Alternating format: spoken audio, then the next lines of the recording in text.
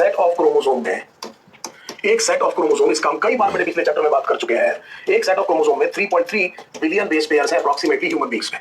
सो 3.3 billion base pairs.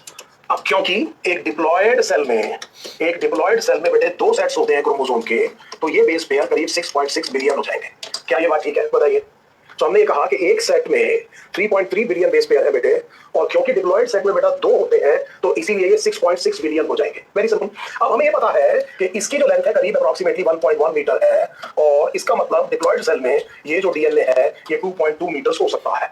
सो ये 2 point, yes, haploid का मतलब ये वन सेट है। Understand? Now we are saying what exactly is haploid. Now we have understood.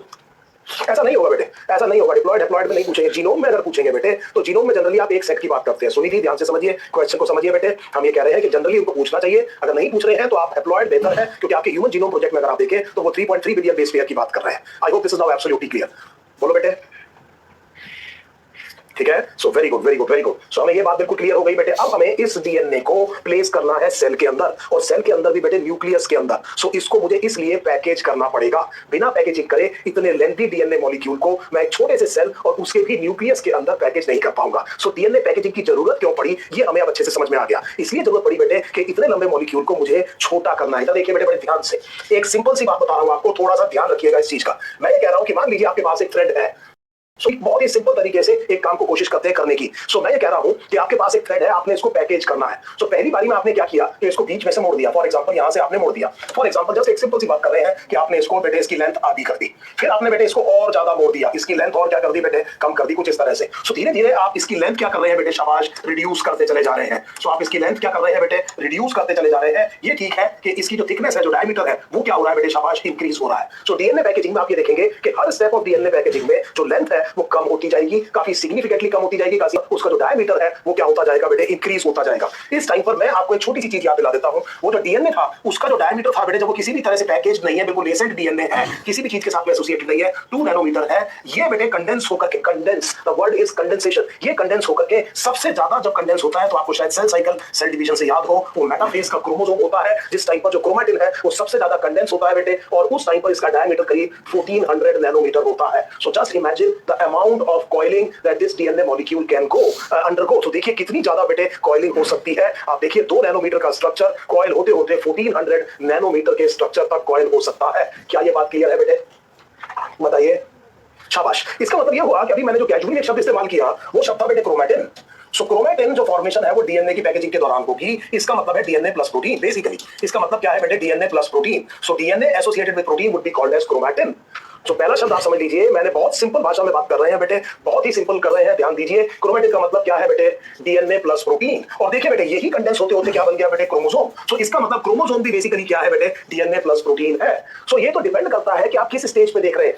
सो अलग अलग स्टेजेस पर डीएनए प्लस प्रोटीन, अलग अलग जो क्रोमैटिन की कंडेंसेशन फेज है उनका नाम हम अलग अलग रख सकते हैं, लेकिन ये चीज सब बेटे डीएनए प्लस प्रोटीन है। सो कोई आपसे पूछे क्रोमैटिन बताइए सिंपल क्या है, तो आप कहेंगे डीएनए प्लस प्रोटीन। यूक्रोमैटिन भी यही है, हेटेरोक्रोमैटिन भी यही है, क्रोमैटिड भी यही है, क्रोमोसोम का भी बेसिकली मतलब यही है। सो डिपेंड ये कर रहा है कि आप किस स्टेज पे देख रहे हैं। एसेंशियली ये सारी की सारी चीजें डीएनए और उसके साथ एसोसिएटेड प्रोटीन्स है बेटे। क्या ये बात ठीक है? बोलो बेटे। ठीक है, यस यस यस, एग्रीड। बोलो बेटे। बेटे इसलिए मैंने कहा ना 1400 नैनोमीटर तो बेटे डायमीटर के हिसाब से, लेकिन बेटे लेंथ देखो कितनी छोटी कर दी, 2 मीटर नहीं रख पाते आप। एग्रीड। बोलो बेटे। एक और चीज याद करो, अगर मैं मेटाफेज में बात कर रहा हूं तो क्या न्यूक्लियर एनवेलप होगा? क्या दिमाग लगाइए बेटे, दिमाग लगाइए। अगर मैं मेटाफेज में सबसे ज्यादा कंडेंस कर रहा हूं तो क्या न्यूक्लियर एनवेलप होगा? क्या बच्चे? बहुत अच्छे, बहुत अच्छे। क्या ये बात समझ में आ रही है बेटे? Yes, nuclear envelope, Prasanna is absolutely right. Break down हो जाएगा, there will be lot of space, there will be lot of space.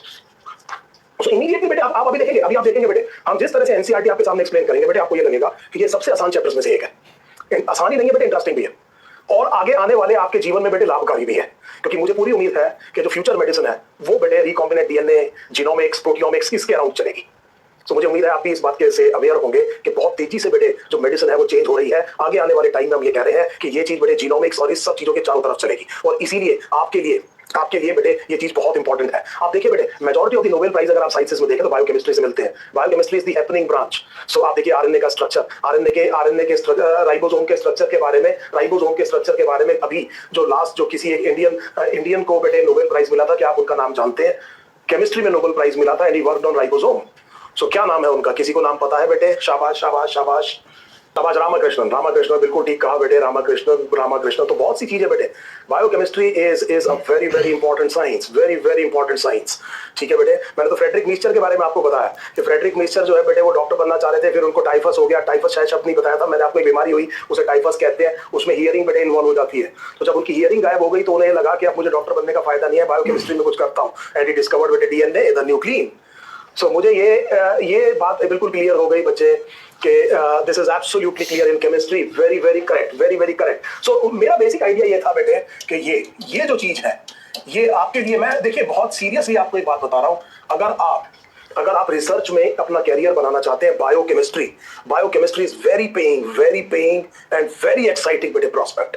So it is not necessary कि आप एमबीबीएस करने के बाद में केवल और केवल मरीज ही देखें, ये मतलब ज्यादातर लोग आप यही करेंगे, लेकिन अगर कुछ जने अगर रिसर्च में जाना चाहते हैं तो बायोकेमिस्ट्री बेटे, biochemistry is happening all over the world. ये वो लोग हैं जो नई नई ड्रग्स बनाते हैं, ये वो लोग हैं जो नए नए बेटे टेस्ट के बारे में सोचते हैं, साथ में बेटे बायो इन्फॉर्मेटिक्स बेटे बहुत इंपॉर्टेंट है, और बायोटेक्नोलॉजी बहुत ज्यादा अपकमिंग चीज है, बायो इंजीनियरिंग, ये सारे लोग मिलकर के वो इंस्ट्रूमेंट्स और दवाइयां वो सारी चीजें आपके लिए बनाते हैं, वो टेस्ट की किट्स बनाते हैं जिन्हें आप पेशेंट्स पे यूज कर पाते हैं। सो this is a very very important and significant thing that is happening all over the world, very exciting as well. So मुझे उम्मीद है कि आपको बेसिकली ये समझ में आया कि क्रोमैटिन क्या है। अब देखिए आप में से लोग बहुत सही बात कर रहे हैं, क्योंकि डीएनए एक एसिड है, क्योंकि डीऑक्सीराइबोन्यूक्लिक एसिड इसका नाम है, इसको हम पैकेज करने के लिए जो प्रोटीन इस्तेमाल करेंगे वो प्रोटीन बेसिक होंगे। बिल्कुल ठीक आप लोगों ने पीछे ये बात कही, जैसा मैंने आपसे पहले भी कहा था बेटे कि मेरे दिमाग से कुछ चीज चूकती रही है, मैं इस तरफ आपकी तरफ देख रहा हूं इस टाइम पे, तो मुझे ध्यान है आप क्या बात कर रहे हैं, और बहुत बढ़िया आपने बात करी थी कि ये प्रोटीन क्या होने चाहिए बेटे, बेसिक।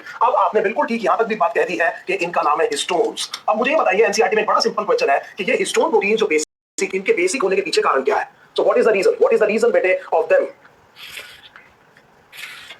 तो कारण क्या होगा बेटे, कारण क्या होगा? क्योंकि इनमें दे आर रिच इन बेटे बेसिक अमीनो एसिड, और बेसिक अमीनो एसिड 1 और 2 कौन कौन से हैं? सिंपल फैक्चुअल क्वेश्चन तैयार करते हैं नीट के लिए। हिस्टोन किन 2 बेसिक प्रोटीन्स के लिए बेटे 2 बेसिक प्रोटीन से रिच है? एब्सोल्युटली करेक्ट, आपने कहा एक आर्जिनिन है सर, और आर्जिनिन, और दूसरा क्या है? लाइसिन है। सो मैं एक बार आपको एक कंसेप्ट दोबारा रिवाइज करा देता हूं। सो एक कंसेप्ट दोबारा हल्का सा रिवाइज करा देता हूं, ध्यान दीजिएगा बेटे, 1 सेकंड के लिए, केवल 1 मिनट दीजिएगा मुझे। So let us look at the structure of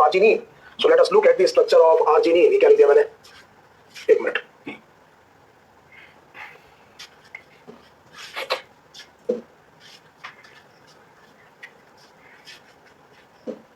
तो एक स्ट्रक्चर बेटे आर्जिनिन को, एक बड़ी जल्दी से आपको एक चीज याद दिला रहा हूं, इसमें केवल ये देखिए, जो नए बच्चे एक बार खास तौर पर उनके लिए बात बता रहा हूं, ये जो आर ग्रुप है बेटे अमीनो एसिड का, इसमें एक NH2 ग्रुप और है। सो ओवरऑल स्ट्रक्चर में 2 NH2 ग्रुप है, केवल एक COOH है। सो इसका मतलब number of NH2 group is more than COOH। This is basically a basic amino acid. So अगर आप हिस्टीडीन, आर्जिनिन, लाइसिन तीनों का बेटे क्या देखेंगे, स्ट्रक्चर देखेंगे, तो आपको ये दिखाई देगा कि इसमें बेटे NH2 ग्रुप क्या है बेटे, शाबाश, ज्यादा है। आई hope this is now absolutely clear. So please remember कि हमने कहा कि ये जो है बेटे बेसिक है, और इनके ऊपर चार्ज क्या है बेटे, पॉजिटिव है। स्टेबिलिटी के लिए चार्ज न्यूट्रलाइज होना बहुत जरूरी है। एक बच्चे ने क्वेश्चन पूछा था कि दोनों का कॉम्बिनेशन का चार्ज क्या होगा। सो अब हमने कहा कि वो न्यूट्रलाइज होगा बेटे, चीज पॉजिटिव है एक नेगेटिव है, तभी बेटे वो क्या रह पाएंगे, बेटे स्टेबल रह पाएंगे। और इसीलिए इन प्रोटीन्स के ऊपर, क्योंकि डीएनए के ऊपर बेटे नेगेटिव चार्ज है because of the phosphate, and therefore we want बेटे these to have a positive charge. I hope this is now absolutely clear. So बोलो बेटे,